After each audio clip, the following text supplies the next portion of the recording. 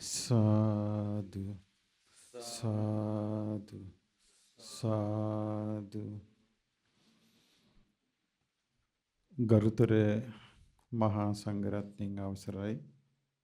සදහවත් පින්වතුනි, බණ්ඩාරවෙල මහමෙවුනා භාවනා අසපුව නිර්මාණය කිරීමේ ප්‍රධාන කැපකරු දායක පින්වතා හැටියට කටයුතු කරමින් සිටින පින්වත් දසනායක දොස්තර මහතාණෙනි, ඒ වගේම මේ අලංකාර බෝධි මණ්ඩපය නිර්මාණය කිරීමට තමන්ගේ පෞද්ගලික ධන පරිත්‍යාග කළ මොරටුවේ අජිත් කුරේ මැතිතුමනි, සදහවත් පින්වතුනි,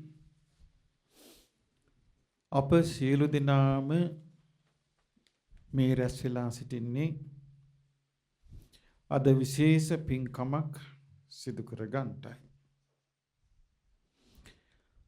තෙරුවන් සරණ ගිය අපට අද දවස ඊටාම වාසනාවන්ත දවසක්. ඊයේ දවසින් අපේ පරණ අවුරුද්ද ගෙවි ගියා. 2564 වෙනි බුද්ධ වර්ෂය ඊයේ දවසින් අවසන් වුණා. තෙරුවන් සරණ ගිය අපගේ නව බුද්ධ වර්ෂය 2565 වසර අද ආරම්භ වුණා. පින්වත්නි, මේ බුද්ධ වර්ෂය ගණනය කිරීම ආරම්භ වුණේ බුදුරජාණන් වහන්සේගේ පරිනිර්වාණයත් සමගයි. පූරිත පාරමී ගුණයෙන් යුතුව අපගේ මහා බෝසතාණන් වහන්සේ තුසිත දිව්‍ය ලෝකයේ සන්තුසිත දිව්‍ය රාජ්‍යව වැඩ සිටින සමයේ දසදහසක් සක්වල දෙවියන් බඹුන් ඇරයුම් කළා. කාලෝ යන්තේ මහාවීර උපජ්ජ මාතු කුච්චියං සදේවකං තාරයන්තෝ බුද්ධත්සු අමතම් පදං කියලා මහා වීරයාණන් වහන්සේ මිනිස් ලොව මෞකුස උපදින්ට ඔබට මේ කාලයයි. ලෝක සත්‍යව සසර දුකින් එතර කරවීමට අමා මහ නිවන අවබෝධ කරන සේක්වා කියලා දෙවිවරු ආරාධනා කළා.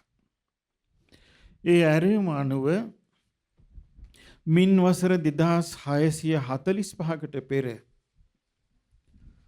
අපගේ බුදුරජාණන් වහන්සේ ඉන්දියාවේ අද නේපාලයේ කියන ප්‍රදේශයේ ලුම්බිනි සල්වනේ අපේ බුදුරජාණන් වහන්සේගේ උපත සිදු වුණා.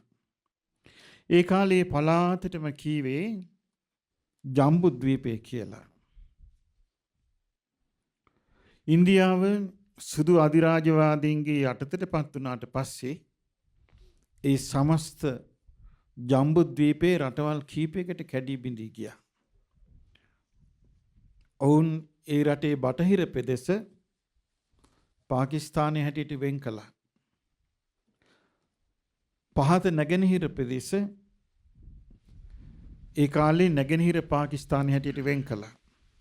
දැන් අපි ඒට බංග්ලාදේශය කියලා කියනවා. උතුරු ප්‍රදේශ ඒ නේපාල් සීමාවට වෙන් කළා. එසේ සුදු අධිරාජ්‍යවාදීන් වෙන් කිරීමේදී බුදුරජාණන් වහන්සේ උපන්න භූමිය නේපාලයට ඇතුළත් වන ලෙසයි දේශ සීමා වෙන් කළේ. ඒ නිසා අද අපි උන්වහන්සේගේ උත්පත්ති දේශයේ නේපාල කියලා කියනවා. නමුත් හැබෑවටම ඒ ජම්බුද්වීපයයි. ඉතින් බුදුරජාණන් වහන්සේගේ උපත සිදු වුණේ මින් වසර 2645කට පෙර. උන්වහන්සේ රාජකුමාරයෙක් හැටියට ජීවිතය ගත කළා අවුරුදු 29ක්. ඉන්පස්සේ උන්වහන්සේ මහාබිනිෂ්ක්‍රමණය කළා. මේ ලෝක සත්වයා ජරා මරණයන්ගෙන් වෙලී දුක්ඛ දෝමනස්යන්ගෙන් පීඩිතව වාසය කරනවා. මේට විසඳුමක් ඕනෑ කියන අදහසින් උන්වහන්සේ අභිනිෂ්ක්‍රමණය කළා. වයස 29 දී. 6 අවුරුද්දක් මුළුල්ලේ උන්වහන්සේ මහා පරිශ්‍රමයක් ගත්තා. මේ දුකින් මිදෙන මාර්ගයක් සොයා ගැනීමට අතිශයින්ම දුෂ්කර චාරිකාවක්. ඒ කාල පරිච්ඡේදය 6 අවුරුද්දක් වුණා.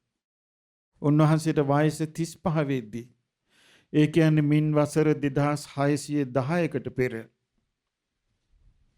අද වගේ වෙසක් පුන් පොහොය දවසක උන්වහන්සේ දා ගයාවේ උරුවෙල ජනපදයේ නේරංජරා නදිය අසබඩ අසතු බෝරුක් සෙවණේ වජිරාසනයේ වෙත වැඩම කොට වජිරාසනයේ මත වැඩහිඳ සේනා සහිත මරු පරදවා උතුම් ශ්‍රී සම්බුද්ධත්වයේ ලබා ගනිමින් බුද්ධ රාජ්‍යයට පත් වුණා. ඊට පස්සේ උන්වහන්සේ අවුරුදු 45ක් වැඩ සිටියා. මීට වර්ෂ 2565කට පෙර අද වගේ දවසක උන්වහන්සේ අනුපාදිශේෂ පරිනිර්වාණ ධාතුවෙන් පිරිනිවන් පාවදාලා. බුදුරජාණන් වහන්සේගේ ජීවිතයට සම්බන්ධ විශේෂ සිද්ධි 3ක් වෙසක් පුන් පොහොය දවසක සිදු වුණේ. ඒ තමයි අද වැනි වෙසක් පුන් පොහොය දවසක අපගේ භාග්‍යවතුන් වහන්සේ මනුලොව ඉපදුනා. අද වැනි වෙසක් පුන් පොහොය දවසක අපගේ භාග්‍යවතුන් වහන්සේ සේනා සහිත මරු පරදවා ශ්‍රී සම්බුද්ධත්වයේ සාක්ෂාත් කරමින් නව අරහදී බුදුගුණයන් සාක්ෂාත් කරමින් දස තථාගත බල ඥාන ලැබමින් සිය විසරද ඥාන ලැබමින් මේ මහා භද්‍ර කල්පේ 4 වෙනි බුදුරජාණන් වහන්සේ බවට පත් වුණා. උන්වහන්සේගේ ධර්ම ප්‍රචාරක කාලය වසර 45ක් වගේ ඉතා ස්වල්ප කාලයයි. නමුත් මේ 45 වසර උන්වහන්සේ පරිපූර්ණ ලෙස බුද්ධ කෘත්‍ය සම්පූර්ණ කළා. උන්වහන්සේ ඉරිදි ප්‍රාතිහාර්යයෙන්, ආදේශනා ප්‍රාතිහාර්යයෙන්, අනුශාසනා ප්‍රාතිහාර්ය කියන මේ ත්‍රිවිධ ප්‍රාතිහාර්යයන් භාවිත කරමින් උන්වහන්සේ අද්විතීය අසාමාන්‍ය ආශ්චර්ය ධර්ම ප්‍රචාරයක යෙදුණා. උන්වහන්සේ සරණ ගියේ හුදෙක් මිනිසු පමණක් නොවේ. උන්වහන්සේව දෙවියෝ සරණ ගියා. උන්වහන්සේව බ්‍රහ්මයෝ, බඹලෝ බ්‍රහ්මයෝ සරණ ගියා.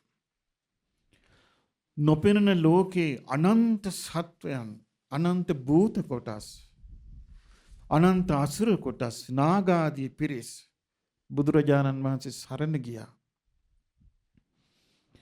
ඒ අනන්ත සත්වයන් බුදුරජාණන් වහන්සේ සරණ ගිය වග උන්වහන්සේගේ දේශනා තුලින්, උන්වහන්සේගේ චරිතය තුලින් අපිට ඊටා මනාකොට දකින්න ලැබෙනවා. ඉතින් 45 වසරක් වැනි සුළු කාලයක් තුල උන්වහන්සේ මේ ලෝකයට, දෙවි මිනිසුන් සහිත ලෝකයට සලසා දුන් යහපත, දෙවි මිනිස් ලෝකයට ලබා දුන් පිළිසරණ මේ ලෝකේ කිසි කෙනෙකුට වචනයෙන් වර්ණනා කොට අවසන් කරන්න බෑ. මේ ලෝකේ ශාස්ත්‍රූවරු හැටියට කලින් කලට නොයෙක් අය පහළ වෙලා තියෙනවා. හැබැයි හැමෝටම පුළුවන් උනේ උපතකින් උපතක් කරා යන්න කියා දෙන්න පමණයි. ඒ කියන්නේ මනුස්ස ලෝකේ ඉන්න කෙනෙක් මනුස්ස ලෝකේ දුක් සහිතයි, මීට වඩා හොඳ ලෝකයක් තියෙනවා, ඒ ලෝකේ උපන්නොත් අපි දුකෙන් නිදහස් වෙනවා කියලා බ්‍රහ්ම ලෝකෙ උපදින්න කියා දුන්නා. හැබැයි ඕනේ කියා දුන්නේ ඒකාන්ත නිෂ්ඨාව හැටියටයි. එතනින් එහාට විසඳුමක් නැහැ. ඒ සම්පූර්ණ විසඳුම හැටියටයි. සමහරු කියා දුන්න අරූප තලවල උපදින්න. හැබැයි ඒවා වුන් විස්තර කළේ ඒකාන්ත නිෂ්ඨාව හැටියටයි. එතනින් එහාට විමුක්තියක් ගැන ලෝකේ කවුරුවත්ම දැන සිටියේ නැහැ. ලෝකේ කිසිම කෙනෙක් දැන සිටියේ නැහැ. අන්තිමේ බැලින්නම් වෙලා තිබෙන්නේ උපතකින් උපතකට යෑමක්. හැබැයි ඒ නිවැරදිව පැහැදිලිව වටහා ගන්නට අපගේ භාග්‍යවතුන් වහන්සේ සමත් වුණා. උන්වහන්සේ උපතකින් උපතකට යෑම දැක්කේ දුකෙන් දුකට යනවා මිසක් දුකෙන් නිදහස් වීම කියලා නෙමෙයි. මේ නිසා උන්වහන්සේට निराකූලව පැහැදිලිව දුකෙන් නිදහස් වීම කියන එක පැහැදිලිව වටහා ගන්නට පුළුවන් වුණා. උන්වහන්සේ දුකින් නිදහස් වීම සාක්ෂාත් කළේ චතුරාර්ය සත්‍ය අවබෝධයෙන්. ඒ චතුරාර්ය සත්‍ය අවබෝධයේ කළේ අදවන් වෙසක් පුන් පොහොය දවසක බෝධි මූලයේ වැඩ ඉඳ. ඒ බෝධින් වහන්සේට මුලින් කීවේ ඇසතු වෘක්ෂය කියලයි. ඒ ඇසතු වෘක්ෂයට බෝධි යන නම ලැබුණේ චතුරාර්ය සත්‍ය අවබෝධය නිසා. බෝධි උච්චති චතුසු මග්ගේසු ඥානං. බෝධි කියන්නේ චතුරාර්ය සත්‍ය මාර්ග ඥානයන්ටයි. බුදුරජාණන් වහන්සේ අවබෝධ කළ යුතු සත්‍යයක් හැටියට දුක ගැන අනේක ප්‍රකාරයෙන් විස්තර කරලා තියෙනවා. නොයෙක් ආකාරයෙන්, නොයෙක් වචනවලින්, නොයෙක් ක්‍රමයෙන්, නොයෙක් පදවලින් විස්තර කරලා තියෙනවා. ඒ වගේම උන්වහන්සේ අවබෝධ කරගත්තා. අවබෝධයෙන් දේශනා කළා මේ දුක දෙවියෙක් විසින් මවාපු දුකක් නොවේ. තමා විසින් නිර්මාණය කරගත්තු දුකකුත් නොවේ. ඉබේ හටගත්තු දුකකුත් නොවේ. මේ දුක හේතු නිසා හටගත් ඵලයක් කියලා. ඊ타ත්ම පැහැදිලි, ඊ타ත්ම විද්‍යානුකූල, ඒ කියන්නේ සැබෑම විද්‍යාව කියලා කියන්නේ චතුරාර්ය සත්‍යයට. උන්වහන්සේ අවබෝධ කළා මේ දුක හේතු නිසා හටගන්නේ. උන්වහන්සේ හේතු හරි විදියටම තේරුම් ගත්තා. අවබෝධ කළා. උන්වහන්සේ වදාලා ඒ තමයි කාම තණ්හා, භව තණ්හා, විභව තණ්හා කියලා ත්‍රිවිධ තෘෂ්ණාවක් තියෙනවා මේ සත්වයාගේ සිතේ. මේ තෘෂ්ණාව නිසා තමයි මේ සත්වයාගේ භව පැවැත්ම නොසිඳ පවත්නේ. තෘෂ්ණාව යම් තාක් තිබේද සත්වයා ඒ තාක්ම මේ සසර ගමනේ නිදහස් නොවි දුක්ඛිතව වාසය කරන්නට සිද්ධ වෙනවා කියලා. ඉතින් බුදුරජාණන් වහන්සේ අවබෝධයෙන්ම නිවැරදිව සාක්ෂාත් කළා දුක හටගන්නේ හේතුවක් නිසා. ඒ හේතුව නැසීමෙන් දුක නැති වී යනවා කියලා.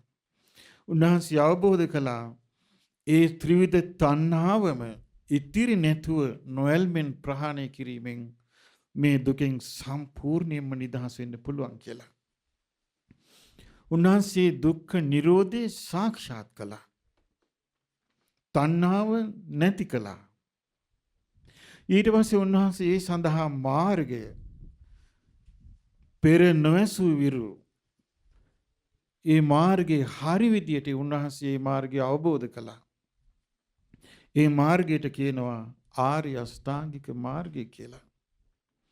ඉතින් උන්වහන්සේ පළවෙනි ධර්ම දේශනාවේදීම දේශනා කළා මහණෙනි මේ කිසි දේවේනවා මාරේනවා බ්‍රහ්මුණාවා කේන චිවා ලෝකාස්මින්. එතකොට අපිට පේනවා උන්වහන්සේ දේශනා කළා දෙවියෙක් විසින් මේක කිව්වෙත් නැහැ. මාරෙක් විසින් මේක කිව්වෙත් නැහැ. බ්‍රහ්මෙක් විසින් මේක කිව්වෙත් නැහැ. ශ්‍රමණ බ්‍රාහමණෙක් විසින් මේක කිව්වෙත් නැහැ. ලෝකේ වෙන කිසි කෙනෙක් කිව්වේ නැහැ කියලා. එතකොට අපිට පේනවා මේ ලෝකේ විමුක්තිය ගැන එක එක මාර්ග කියන පිරිස් ඉන්නවා. දෙවිවරුත් ලෝකයට විමුක්තිය ගැන මාර්ග කියනවා. බ්‍රහ්මයාත් ලෝකෙට විමුක්තිය ගැන මාර්ග කියනවා. එතනින් නවතින්නේ නැහැ. මාරයාත් විමුක්තිය ගැන මාර්ගය කියනවා. ඒ වගේම ශ්‍රමණ බ්‍රාහ්මණ විමුක්තිය ගැන මාර්ගය කියනවා. හැබැයි කිසි දෙවියෙකුට කියන්න බැරි වුණා ආර්ය අෂ්ටාංගික මාර්ගය. කිසි බ්‍රහ්මයෙකුට කියන්න බැරි වුණා මේ චතුරාර්ය සත්‍ය විස්තර වශයෙන් මෙන්න දුක, මේ දුකට හේතුව මේකයි, මේ දුක නැති කරන්න පුළුවන් හේතුව නැති කිරීමෙන් ඒ දුක්ඛ නිරෝධ ගාමිනී ප්‍රතිපදාම ආර්ය අෂ්ටාංගික මාර්ගයයි කියලා කිසි දෙවියෙකුට කියන්න බැරුව ගියා. කිසි බ්‍රහ්මයෙකුට කියන්න බැරුව ගියා. කිසි මාරයෙකුට කියන්න බැරි වුණා. කිසි ශ්‍රමණයෙකුට කියන්න බැරි වුණා. කිසි බ්‍රාහ්මණයෙකුට කියන්න බැරි වුණා. කිසි කෙනෙකුට කියන්න බැරි වුණා. හැබැයි ඒකෙන් පේනවා පිංගතුනි මේ ලෝකේ ඔය කියන හැමෝම එක එක මාර්ග මිනිස්යාට කිය ලෝක සත්‍යයට කීකේ එක එක පැතිවල ලෝක සත්‍යාව හිර කරනවා.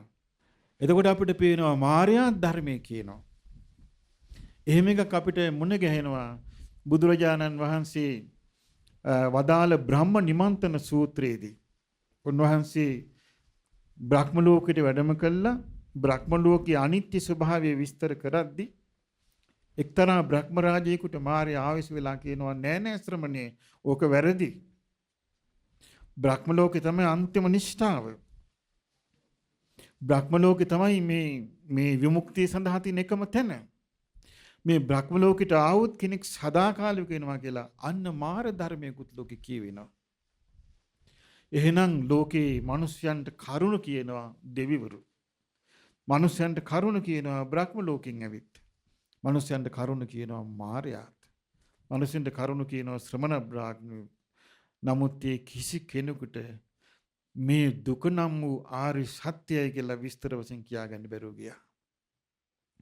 මේ දුක හටගන්න හේතු වූ ආර්ය සත්‍යයි කියලා විස්තර වශයෙන් කියන්න බැරුව ගියා. හරි විදියට මේ දුක්ඛ නිරෝධාර්ය සත්‍යයි කියලා සත්‍ය කියන්න බැරුව ගියා. මේ දුක්ඛ නිරෝධ ගාමිනී පටිපදා ආර්ය සත්‍යයි කියලා සත්‍ය කියන්න බැරි වුණා. පින්වතුනි සතරම සත්‍ය. මේ ලෝකේ දුකක් තියෙනවා කියන කාරණේ සත්‍ය. බලන්න මේ සත්‍ය ඇස් පනා පිට ඔප්පු වෙන තාලේ. අද මේ වෙසක් දවසේ දන්සල් නැහැ. වෙසක් සැනකෙලි නැහැ. මහා සීල සමාදාන නැහැ. වෙසක් තොරන් නැහැ. බෙහෙර විහාරස්ථානවල සුදු වතින් සැරසුණු කිසිවෙක් නැහැ. ඇයි මේ? මරණම් පිදුක්කං. මරණය නැමැති දුකට මුහුණ දෙන්න ලෝක සියලු දෙනා අසමර්ථ වෙලා. ඇයි මේ ඉපදීමේ දුක? ප්‍රියයන්ගෙන් වෙන්වීමේ දුක. මරණය නැමැති අප්‍රිය ධර්මය හා එක්වෙන්න තියෙන දුක. කැමති දේ නොලැබීමේ දුක. බුදුරජාණන් වහන්සේ වදාලා මරණ ධම්මානං කෝ භික්කවේ සත්තානං එවං ඉච්ඡා උපජ්ජති. මරණ ස්වභාවයෙන් යුතු සත්‍යයන්ට මෙබඳු ආශාවක් උපදිනවා. අහෝ මරණ ධර්මයේ මා කරා නොපැමිණේවා. මා මරණයට පත් වෙන්න එපා කියලා ආශාවක් පැමිණෙනවා. නොකෝපණේතං ඉච්ඡාය පත්තබ්බං. ඒක ආශාවෙන් ලබන්න බෑ. බලන්න මේ ලෝකයාම බය වෙලා ඉන්නවා. ලෝකේ ගමන් බිමන් නැවතිලා රටින් රටකට යෑම නැවතිලා නිවසකින් එළියට යෑම නැවතිලා මේ මොකද්ද මේ මරණය නැමැති දේ අභියස මුළු ලෝකෙම සැලී ගියා. හැබැයි උත්තරේ තියෙන්නේ ආර්ය අෂ්ටාංගික මාර්ගය විතරයි. ඉතින් බුදුරජාණන් වහන්සේ දැක්ක මේක සත්‍යයක්. ඉපදීමත් සමගම දුකට ආйти සෑම දෙයක්ම ඔහුට ලැබෙනවා. ඒ වගේම බුදුරජාණන් වහන්සේ අවබෝධ කළා මේක දෙවි කෙනෙක් නිර්මාණය කරපු දුකක් නෙවෙයි. තමා නිර්මාණය කරගත්තු දුකකුත් නෙමෙයි. ඉබේ හටගත්තු දුකකුත් නෙවෙයි. ත්‍රිවිධ තණ්හාව නැමැති හේතුව නිසාම හටගත්තු ඵලයක් කියලා. උන්වහන්සේ ඒක හරීම ලස්සනට එක එක ක්‍රමයට තේරුවා. ඒ වගේම උන්වහන්සේ තමන් දුක්ඛ නිරෝධ ආර්ය සත්‍ය තණ්හාව නිරුද්ධ කිරීම අත්දැකලා පසක් කරලා සාක්ෂාත් කරලා තමන්ගේ ශ්‍රාවකයන්ට සාක්ෂාත් කරන අයුරු කියා දුන්නා.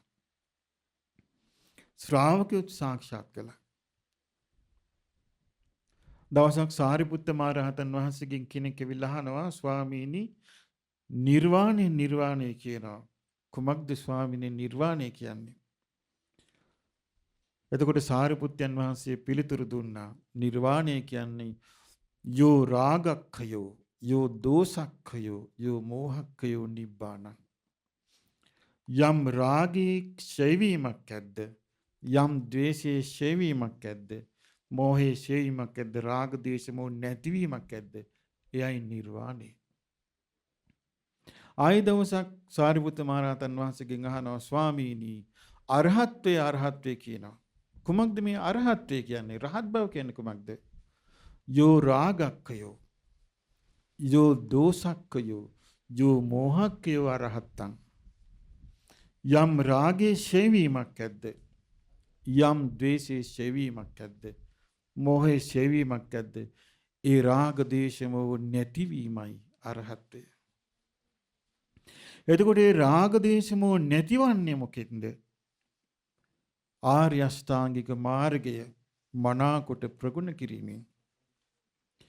මේ ඔක්කොම සත්‍ය කියන එක කාලයකට වළංගු වෙලා කාලයකට අවලංගු වෙන එකක් නෙමෙයි. සත්‍ය කියන එක අකාලික එකක්. හැබැයි මිනිස්යාගේ හැකියාව නැතිකම නිසා මිනිස්යාට ඒක ප්‍රත්‍යක්ෂ කිරීමට කාලයෙන් බැරුව යනවා. එතකොට ඒක සත්‍ය නැතිවීම නෙමෙයි දක්ෂතාවය නැතිවීම. හිරු නැගලා හිරු බැස යනවා. අපිට පේන්න තියෙන පැහැදිලි සත්‍යයක්. නමුත් කලකදී මිනිසාගේ ඇස් නොපෙනී ගියොත් ඒක හිරුගේ දෝෂයක් නොවේ. මිනිසාගේ ඇස් නොපෙනීමේ දෝෂයක්. හිරු නැග යනවා, හිරු නගිනවා, බැස යනවා. හැබැයි ඇස් පෙනෙන්නේ නැති කෙනා හිරු නැගීමත් නොදකි, හිරු බැසීමත් නොදකි. මේ වගේ පින්වත්නි කාලයකදී මේ ධර්මයේ කතා කිරීම නැතු යනවා. දුක්ඛාරි සත්‍ය කතා කරන එක නැතු යනවා. දුක්ඛ සමුදය කතා කිරීම නැතු යනවා. දුක්ඛ නිරෝධය කතා කිරීම නැතු යනවා. දුක්ඛ නිරෝධ ගාමිනී පටිපදා කතා කිරීම නැතු යනවා. බුද්ධ කාලේ හිටියා මේ චතුරාර්ය සත්‍ය කතා නොකරන ශාස්ත්‍රවරු. බුද්ධ කාලේ හිටියා අජිත කේසකම්බල, සංජී බෙල්ලට්ටි පුත්ත, පකුද කච්චායන, ඒ වගේම නිගණ්ඨනාථ පුත්‍ර, මක්ඛලි ගෝසාල ආදී ශාස්ත්‍රවරු හිටියා. ඔවුනොත් කියන්න ගත්තා විමුක්තියක් ගැන. තම තමන්ගේ මත කියන්න ගත්තා. නිකන් නෙමෙයි කියන්න ගත්තේ. කියන්න ගත්තේ තම තමන් ධර්මය අවබෝධ කරපු, තම තමන් සත්‍ය සාක්ෂාත් කරපු අය හැටියටයි. හැබැයි කිසි කෙනෙකුට බැරි වුණා මේ සත්‍යයට විමුක්තියක් දෙන්න. එක්තරා අවස්ථාවක බුදුරජාණන් වහන්සේගෙන් ඇවිල්ලා අහනවා එක උපාසකෙක් අහනවා භාග්‍යතුන් වහන්සේ අජිත කේසකම්බල, පගුද කච්චායන, මක්ඛලි ගෝසාල, නිගණ්ඨනාථ පුත්‍ර ආදී අයත් මරණයටපත් වුණාට පස්සේ ඒ ශ්‍රාවකයන් එක එක තැන ඉපදුනා කියලා කියනවා. ඒ වගේ මේ ඔවුන්ගේ ශ්‍රාවකයන් අතර උත්තමාර්ථයටපත් කියන්නේ ඒ ශාස්ත්‍රුන් වහන්සේගේ ධර්මයේ පරිපූර්ණ වශයෙන් අවබෝධ කරපු ශ්‍රාවකයෝ. ඒ ශ්‍රාවකයෝ මරුණාට පස්සේ ඔවුන්ගේ පරිවාර ජනයාගේ ලහන ඔබ වහන්සේගේ අසවල් ශ්‍රාවකයා අභාවයටපත් වුණා. ඔහුගේ පරලෝක කුමක්ද? එතකොට ඒ ශාස්ත්‍රවරු කියනවා මගේ ශ්‍රාවකයා අසවල් තැන උපන්නා කියනවා. නමුත් ස්වාමිනී භාග්‍යවතුන් වහන්සේ ඔබ වහන්සේගේ උත්තමාර්ථයටපත් ශ්‍රාවකයෝ, ඔබ වහන්සේගේ උත්තමාර්ථයටපත් ශ්‍රාවකයෝ අභාවයටපත් වුණාට පස්සේ අන්න අය ඔබ වහන්සේ ළඟට ඇවිල්ලා අහනවා ස්වාමීනී භාග්‍යවතුන් වහන්සේ ඔබ වහන්සේ ළඟ හිටපු අසවල් භික්ෂුව, අසවල් භික්ෂුණිය කලුරිය කළා, එයයි උපන්නේ කොයිද කියලා. එතකොට ඔබ වහන්සේ පිළිතුරු දෙනවා ඒ සියලු දෙනා කෙලෙස් නැසූ අච්චිජ්ජි තණ්හාව නැති කළා. භවබන්ධනයෙන් නිදහස් වුණා. විමුක්තියටපත් වුණා කියලා විතරයි. අසවල්තන උපන්නා කියලා කියන්නේ කුමක්ද මේ අසිරිය කියලා ඇහුවා. ඒක තමයි පින්වත්නි හේතු නිසා හටගත්තු ධර්මතාවයක හේතු නැතිවීමෙන් ඵල නැතිවීම. බුදුරජාණන් වහන්සේ ඒක උපමා කළේ පහන් ආලෝකයටයි. යම්තාක් පහන් ආලෝකයක තෙල් ඇද්ද වැටි ඇද්ද ඒ තාක් පහන් සිල දැල්වේ. යම් දවසක කෙනෙක් තෙල් දාන්නෙත් නැහැ වැටි දාන්නෙත් නැහැ. පහන් සිල තෙල් වැටි අවසංගීමෙන් නිවි යනවා. ඊට පස්සේ බුදුරජාණන් වහන්සේ තෝරලා දුන්නා. ඒ පහන් සිලේ ආලෝකයේ උතුරට ගියාද දකුණට ගියාද නැගෙනහිරට ගියාද බටහිරට ගියාද උඩට ගියාද යටට ගියාද කියලා කිසි කෙනෙකුට කියන්න බෑ. හේතු නිසා පැවතුණා හේතු නැතිවීමෙන් නැති වුණා.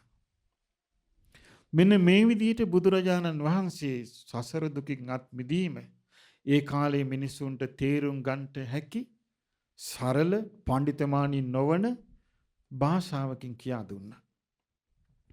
ඉතින් මේ 45 වසර පුරා බුදුරජාණන් වහන්සේ ළඟට නානා මාදිලි අය ආවා. අපි දන්නවා ඒ කාලේ බ්‍රාහ්මණ ආධිපත්‍ය තිබිච්ච සමාජයේ කාන්තාවන්ට අධ්‍යාපනයක් නැහැ.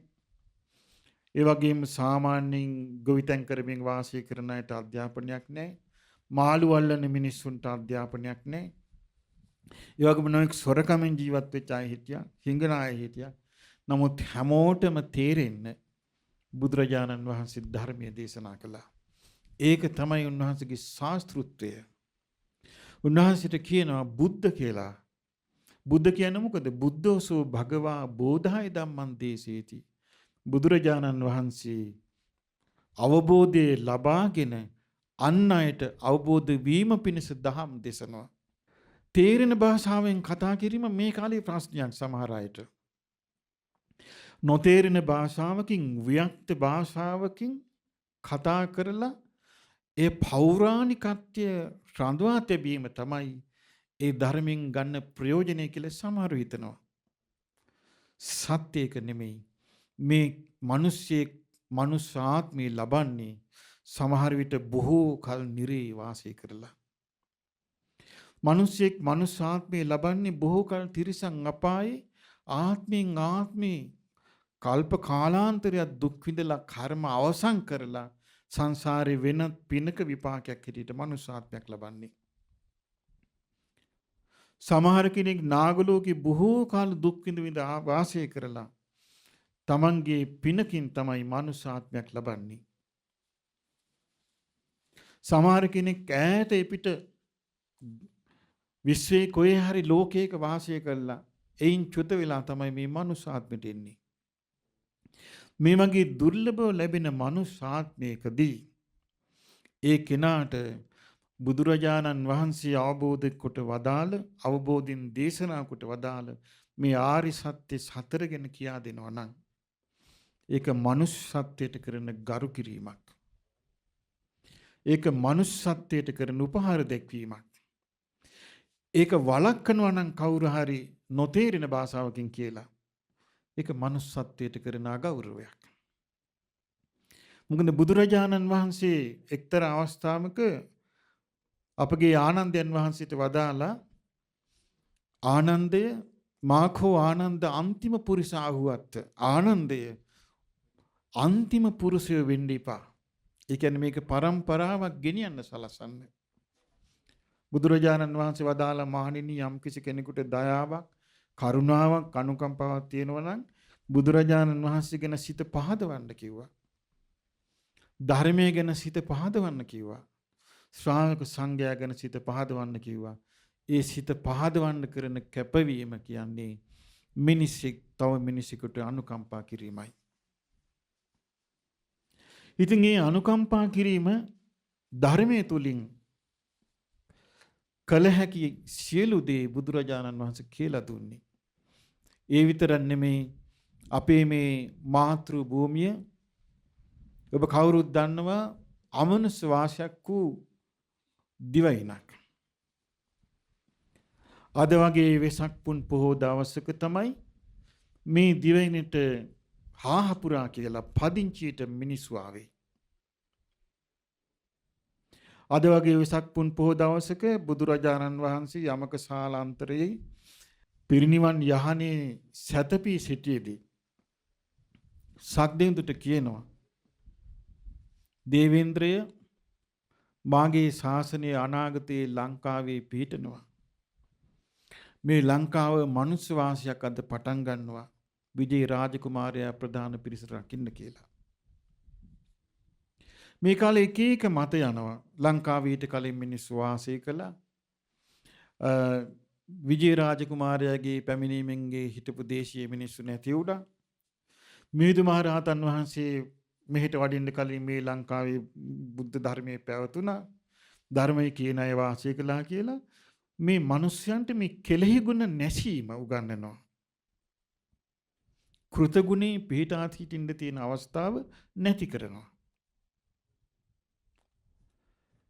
ඒ මිනිසියෙකුට මනුස්ස වාසයක් ලැබුණට පස්සේ ඒ මනුස්ස වාසයත් එක්ක ඒ මිනිස්යාට කෙලෙහි ගුණය ඇති වෙනවා. අනේ අසවල් කාලේ ඉඳලා තමයි අපි මිනිසුන් වශයෙන් වාසය කළේ කියලා.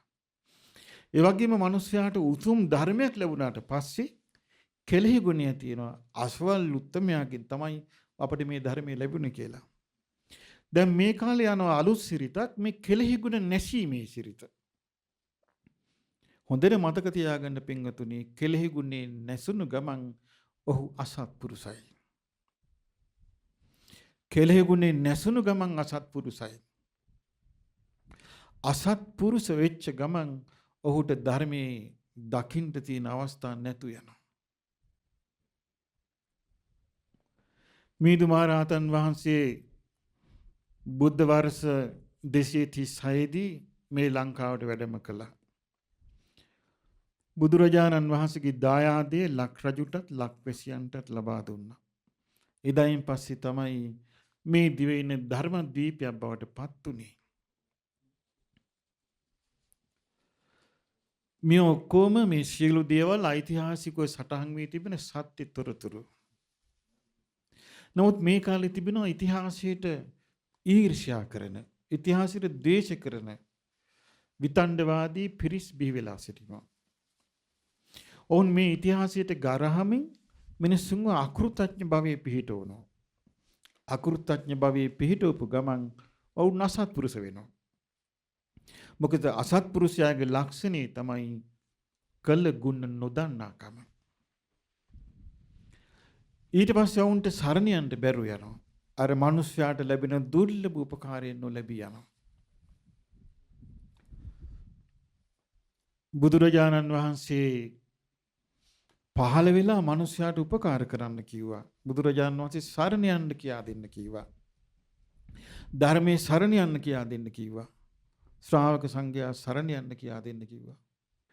ඇත්තෙන්ම අද වගේ වෙසක් පුන් පොහෝ දවසක තමයි සිංහල ජාතියේ ඉතිහාසය ආරම්භ වුණේ. එතකොට සිංහල ජාතියේ ඉතිහාසයටත් වසර 2565යි.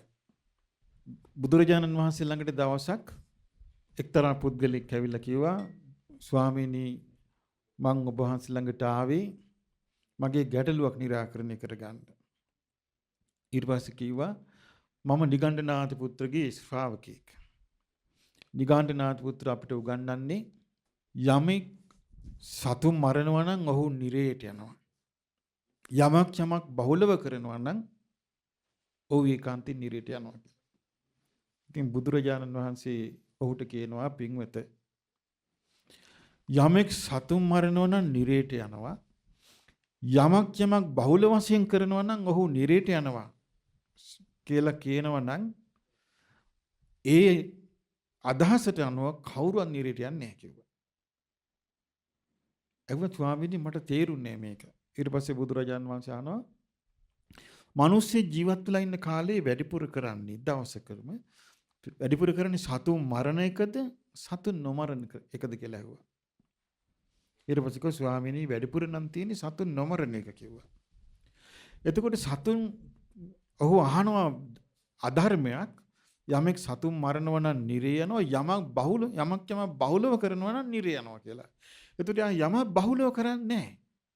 සතුන් මැරීම නෙමෙයි බහුලව කරන්නේ. සතුන් නොමැරීමයි. නමුත් ඔහු යමක් බහුලව කරනවා නම් නිරේ යනවා කියන මතේ නිසා නිරේ යනවා කිව්වා. ඊට පස්සේ කිව්වා බුදුරජාන් වහන්සේ පින්වත තථාගතයන් වහන්සේ සතුන් මැරීම හෙලා දකිනවා. සතුන් මැරීමෙන් වළකින්න කියනවා.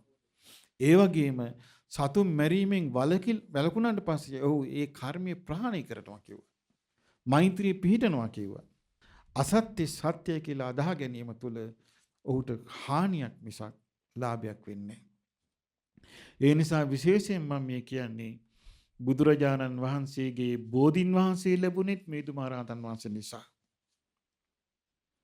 මිහිඳු මහරහතන් වහන්සේමයි දඹදිවට දූතියම් පිටත් කරලා භික්ෂුණී සංඝයා ලංකාවේ පිහිටවීම පිණිස තමන්ගේ සහෝදරියක්ව සිටි සංඝමිත්තා රහත් මෙහෙණින් වහන්සේ ප්‍රධාන භික්ෂුණී සංඝයා වැඩමවීමත් බෝධින් වහන්සේ වැඩමවීමත් සිදු කළේ. ඒ නිසා පින්වත්නි මේ ඉතිහාසය සත්‍ය හැටියට දකින්න තියෙන අවස්ථා මිනිස්යාට අහිමි වුණොත් ඒ මිනිස්යන් අභාග්‍ය සම්පන්නයි. මේ ලෝකේ සත්‍ය දුර්ලභයි. මා කිව්වේ බුදුරජාණන් වහන්සේ ජීවමාන කාලේ නොඑක් ශාස්ත්‍රවරු හිටියා. ඒ ශාස්ත්‍රවරුන්ට පැහැදිච්ච අය බුදුරජාණන් වහන්සේ පෙනිපෙනි භාග්‍යවතුන් වහන්සේගේ ශ්‍රාවක සංගරුවනේ පෙනිපෙනි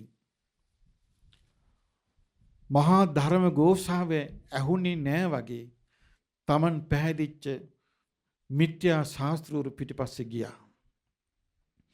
ඒ වගේ මේ ඉතිහාසයේ පෙනිපෙනි මේව දැක්කේ නෑ වගේ මිත්‍යා මත පිටිපස්සේ ගියොත් මේ ලැබිච්ච දුර්ලභ මනුෂ්‍ය ආත්මයට විශාල හානියක් වෙනවා. ඒ නිසා මේ මනුෂ්‍යයන් කෙරේ කරුණාවෙන් අප මේ ධර්මය කියා දිය යුතුයි. ඒ වගේම බුදුරජාණන් වහන්සේ පින්වත්නි අපට කියලා දුන්නා සීක බල ඇති කරගන්න කියලා. ශ්‍රද්ධා, සීල, සුත, ත්‍යාග, ප්‍රඥා. දේවතානුස්සති වඩන්න කියලා. බුද්ධානුස්සති, ධම්මානුස්සති, සංඝානුස්සති, ඡාගානුස්සති, සීලානුස්සති, දේවතානුස්සති කියලා. දේවතානුස්සති කියන්නේ මනුස්ස ලෝකයේ තුල ශ්‍රද්ධා, සීල, සුත, ත්‍යාග, ප්‍රඥා කියන සීක බල දියුණු කරපු අය දෙවියන් අතර උපදිනවා. ඒ දෙවියන් අතර උපදින්නේ දිව්‍ය සැප විඳීමේ තෘෂ්ණාවෙන් නෙමෙයි. සීක බල දියුණු කොට මාර්ග ප්‍රතිපදාවට පහසු තැනක් හැටියටයි. ඒ සීක බලවල තියෙන ශ්‍රද්ධාවත්, සීලයත්, ශ්‍රුතයත්, ත්‍යාගයත්, ප්‍රඥාවත්. ප්‍රඥාව කියන්නේ මේ අනිත්‍ය. අනිත්‍යයි, දුක්ඛයි, අනාත්මයි කියන ත්‍රිලක්ෂණීය විමසීම, පරිසම්පාදයේ ඇතිවීම නැතිවීම විමසීම ආදී දේවල්. එතකොට ඔහු දෙවියන් අතරට ගියත් සත්පුරුෂ ධර්මයේ අහන සත්පුරුෂ දෙවියන්ගේ අසුරෙන් තමන්ගේ ධර්ම මාර්ගය දියුණු කරගන්න පින්වතුන් බාටපත් වෙනවා. කාමී මුලා වෙන්නේ. මේ මෙලොවත් මිනිසයා කාමී මුලා වෙන එකේ මෙලොවත් මිනිසයා දෘෂ්ටියේ මුලා වෙන එකේ වෙන ලෝකයක කොහොම මුලා වෙයිද? මෙලවදී හරි දෙයක් නොලැබුණොත්. මේ නිසා මහමෙවුනාව භාවනාසිපු පිහිටවා අප බොහෝ මහන්සි ගත්තේ. බුදුරජාණන් වහන්සේගේ ධර්මයේ පැහැදිලි කරලා උන්වහන්සේ බෝධි මූලයේදී අවබෝධ කොට වදාළ චතුරාර්ය සත්‍ය ධර්මයේ විස්තර කරලා ඊළඟට සත්‍තිස් බෝධිපාක්ෂික ධර්ම විස්තර කරලා අවබෝධයෙන්ම තෙරුවන් සරණ ගිහින් මේ ධර්ම මාර්ගයේ දුර්ලභ මනුස්වාත්මේ යම් කිසි යහපත සලසා ගැනීමටයි. ඒ යහපත සලසා ගැනීම ප්‍රතිඵලයක් තමයි මේ බණ්ඩාරවෙල මහමෙවුනාව භාවනා අසපුව. බණ්ඩාරවෙල, කුඹල්වෙල ශ්‍රී බෝධි පර්වත මුදුනේ රමණීය තැනක පිහිටලා තියෙනවා. මේ අලංකාර සිරි ඉන්දක සමන් සත්බුදු මහා සෑයත් මේ අලංකාර බෝධි මණ්ඩපයත්. ඉතින් අද වෙසක් පුන් පොහොය දවසේ මේ අලංකාර බෝධි මණ්ඩපය මොරටුව ප්‍රදේශයෙන් මෙහි පැමිණි සදහැවත් මහත්මයෙක් අපගේ ශිෂ්‍ය නමක් සමග පැමිණි එතුමාගේ පෞද්ගලික ධන පරිත්‍යාගයෙන් අලංකාර බෝධි මණ්ඩපයක් නිර්මාණය කරලා තියෙනවා. අද මේ බෝධින් වහන්සේට උපහාර දක්වලා බුදුරජාණන් වහන්සේ ශ්‍රී සම්බුද්ධත්වයේ සාක්ෂාත් කළ අදවැනි දවසක උන්වහන්සේගේ බෝධින් වහන්සේගේ ශාඛා වහන්සේ නමක් වඩා හිඳුවා අලංකාර බෝධි මණ්ඩපයක් තනවා ඒ බෝධින් වහන්සේ වන්දනා කරන අයට පහසුවෙන් වන්දනා කිරීම පිණිස ඊතා රමණීය බෝධි ගෘහ මණ්ඩපයකුත් තනවා බුදුරජාණන් වහන්සේට පූජා කිරීමයි අපි දැන් මේ කරන්නට සූදානම් වන්නේ. සාදු සාදු සාදු නමෝ තස්ස භගවතෝ අරහතෝ සම්මා සම්බුද්දස්ස නමෝ තස්ස භගවතෝ අරහතෝ සම්මා සම්බුද්දස්ස නමෝ තස්ස භගවතෝ සම්මා සම්බුද්දස්ස ඒ භාග්‍යවත්තු අරහත්තු අපගේ සම්මා සම්බුදුරජාණන් වහන්සේ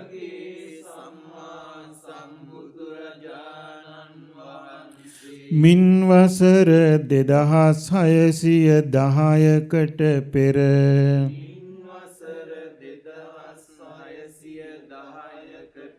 දඹදිව ගයාවේ නිරංජරා නදිය අසබඩ අසතු බෝරුක් සෙවණේ වජිරාසනය මත වැඩහිඳ චතුරංග සමන්නාගත වීරියෙන් වැඩහිඳ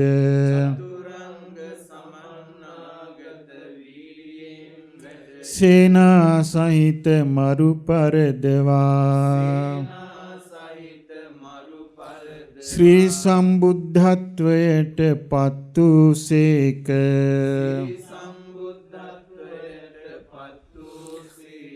තථාගත දස බල ඥාන ලදසේක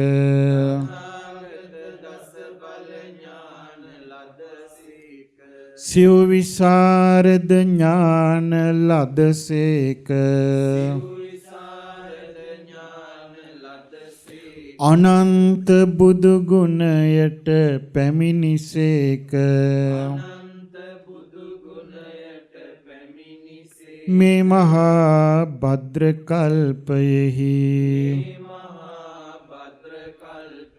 සතරවැනිව පහළ වූ භාග්‍යවත්තු අරහත්තු සම්මා සම්බුදුරජාණන් වහන්සේ බවට පත් වූ සේක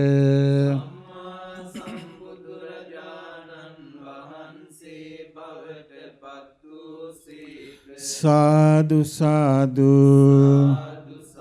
බුදුරජාණන් වහන්සේට සෙවන සලසාලු ජය ශ්‍රී මහා බෝධීන් වහන්සේගේ සාඛා බෝධීන් වහන්සේ නමක් මෙහි වඩා හිඳුවා ඊතා ශ්‍රද්ධාවෙන් යුතුව රන් වැටකින් සමලංකෘතව අලංකාරව තනන ලද මේ ජයශ්‍රී මහා බෝධි මණ්ඩපය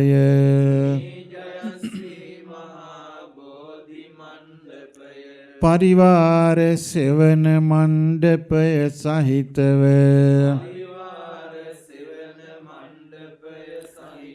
බුදුරජාණන් වහන්සේ උදෙසා පූජා කරමි පූජා වේවා දෙවනුවද බුදුරජාණන් වහන්සේ උදෙසා පූජා කරමි පූජා වේවා දෙවනුවද බුදුරජාණන් වහන්සේ උදෙසා පූජා කරමි පූජාම වේවා බුදුරජාණන් වහන්සේ මේ බෝධි මූලයේ වැඩහිඳ ශ්‍රී සම්බුද්ධත්වයට පැමිණ දෙව් මිනිසුන් අතරෙහි මනවින් දේශනා කොට වදාරන ලද උතුම් චතුරාර්ය සත්‍ය ධර්මය අප සියලු දෙනාටම අවබෝධ වීම පිණිසම මේ පුණ්‍ය ධර්මය හේතු වේවා වාසනාව වේවා සාදු සාදු සාදු. ඒ වගේම අපි දැන් මේ ලක්දිව පුරා පැතිර පවත්නා වූ ලෝකේ පුරා පැතිර පවත්නා වූ මනුස්ස ජීවිතය ආක්‍රමණය කරමින් භයානක විදියට මිනිස් ජීවිත බිලිගන්නා වූ ඒ වෛරසයෙන් අත්මිදිලා නිදුක් නිරෝගී සුවය සියලු දෙනාටම ලැබේවා කියන අදහසින් අපි කවුරු සත්‍යක්‍රියා කරමු. සාදු සාදු. ඒ භාග්‍යවත්තු අරහත්තු අපගේ සම්මා සම්බුදුරජාණන් වහන්සේ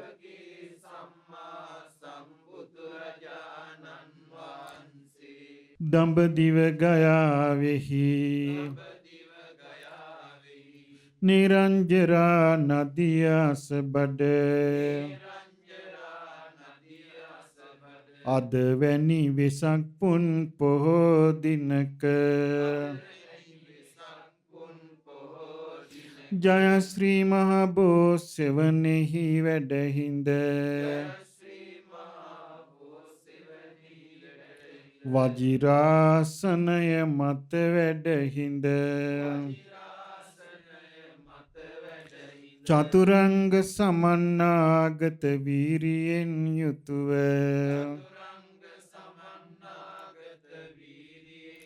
සේනා සහිත මරු පරද වූ බව සත්‍යයි.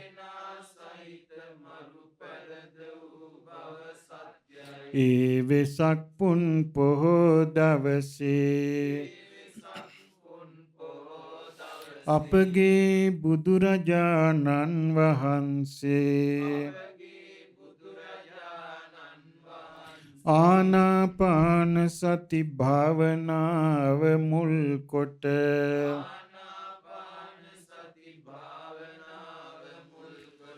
පිළිවෙලින් ධ්‍යාන සතර ලබා ප්‍රථම යාමයෙහි පුබ්බේ නිවාසානුස්සති ඥානය ලද බව සත්‍යයි.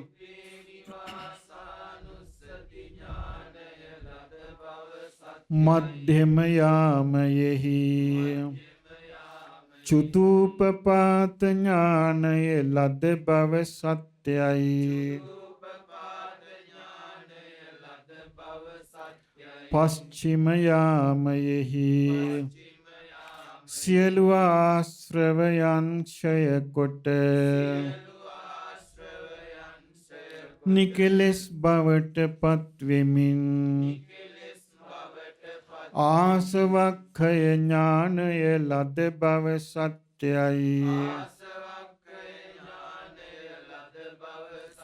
වජිරාසනය මත වැඩහිඳ තුන් ලොවම ජයගෙන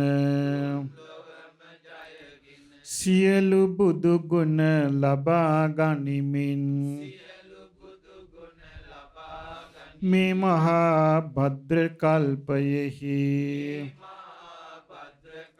සතරවැනිව පහළ වූ භාග්‍යවත් වූ අරහත් වූ සම්මා සම්බුදුරජාණන් වහන්සේ බවට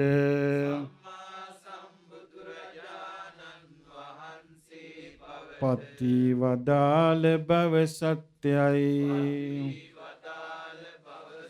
ඒ බුදුරජාණන් වහන්සේ මේ ලංකාද්වීපයට තුන්වරක් වැඩම කොට ආරක්ෂාව සැලසූ බව සත්‍යයි. සම්බුද්ධ පරිනිර්වාණයදා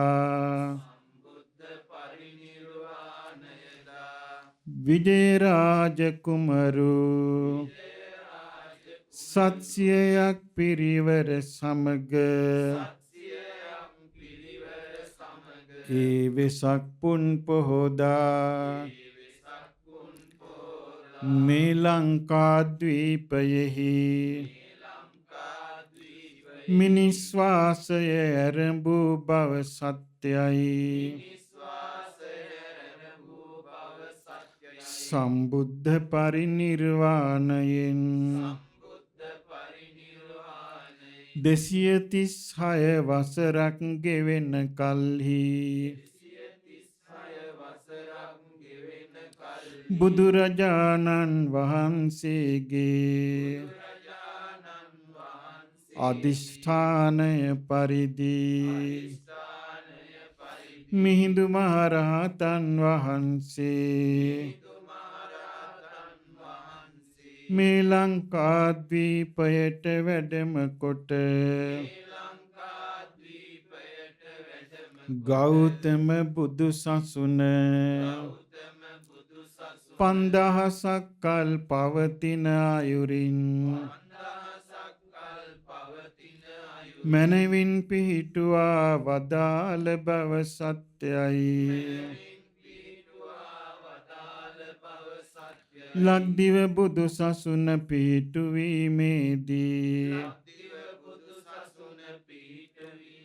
බුදුරජාණන් වහන්සේගේ නියම කිරීමට අනුව සක්දෙවිඳු උපකාර කළ බව සත්‍යයි. මේ ලංකාද්වීපය ක්‍රමක්‍රමයෙන් ගෞතම බුදු සසුන බබලන ධර්මද්වීපය වූ බව සත්‍යයි. මේ සත්‍යානුභාවයෙන් ලක්දිව පුරා පැතිරෙන බිහිසුණු වසංගතය වහ වහා දුරු වේවා. වසංගත රෝගය වැළඳී සිටින සියලු දෙනාම වහ වහා සුවපත් වෙත්වා. ලක්වැසි සියලු දෙනාටම සියලු ආරක්ෂාව සැලසේවා. නිදුක් නිරෝග සුවය සැලසේවා. දුර්ලභව ලද මේ මිනිස් දිවිය වසංගතයට ගොදුරු නොවී සුවසේ ආරක්ෂා වීමට මේ සත්‍යානුභාවය හේතු වේවා. මුළු ලෝකයෙන්ම වසංගතය දුරු වේවා. උතුම් බුද්ධානුභාවයෙන් ධම්මානුභාවයෙන් සංඝානුභාවයෙන් දේවානුභාවයෙන් බොහෝ ජනී ජනයා විසින් රැස් කරන්නා වූ පුණ්‍යානුභාවයෙන් මේ ලෝකයෙන් වසංගතය දුරු වේවා. කොරෝනා වසංගතය දුරු වේවා. කොරෝනා වසංගතය දුරු වේවා. වසංගත රෝගය වැළඳී සිටින සියලු දෙනා ඉක්මනින්ම සුවපත් වෙත්වා. සුවපත් වෙත්වා. සුවපත් වෙත්වා. සියලු දෙනාටම සියලු ආරක්ෂාව සැලසේවා. දීර්ඝායු සම්පත් සැලසේවා. සාදු සාදු සාදු. මෙවැනි වටිනා ධර්මදේශනා නැරඹීමට ශ්‍රද්ධා YouTube චැනලය සබස්ක්‍රයිබ් කර සීනුව ලකුණ ඔබන්න.